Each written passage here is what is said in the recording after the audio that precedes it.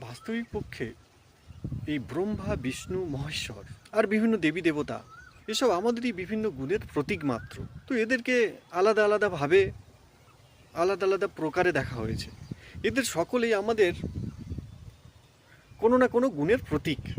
বিষ্ণুকে লোককথা অনুযায়ী আমরা বিষ্ণুকে বলে থাকি পালনকর্তা, যিনি জগতের নিয়ন্ত্রণ করেন, জগৎকে পরিচালনা করেন, যিনি জগতের সৃষ্টি করেছেন, একটা নিয়ম অনুসারে জগৎকে সৃষ্টি করেছেন।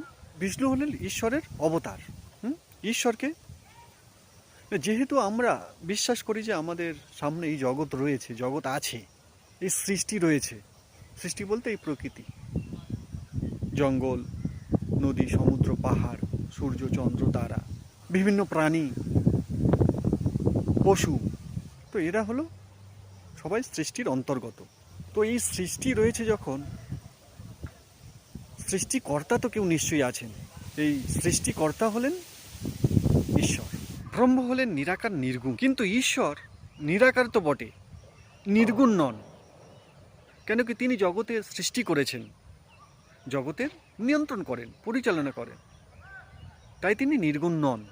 ঈশ্বর এক নিয়ম অনুসারে এই জগতের রচনা করেছেন আর তিনি তার নিয়ন্ত্রণ করেন। আর যেহেতু ঈশ্বর এই জগতের রচনা করেছেন, তাই তিনি আমাদের মতো নন, আমাদের চেয়ে অনেক বেশি শক্তিশালী। তিনি এই সংসারের রচনা করেছেন না, তিনি আমাদের মতো কি করে হবেন, তিনি আমাদের থেকে ভিন্ন। তাই তাকে নিরাকার বলা হয়, যাদেরকে আপনারা ঈশ্বর বলে থাকেন বা আমরা ঈশ্বর বলে থাকি আর ঈশ্বরের অবতার বলে থাকি। ঈশ্বর হলেন নিরাকার। এই হলো বিষ্ণু, কৃষ্ণ ইত্যাদি অবতার। এই হলো ঈশ্বরের পরিভাষা।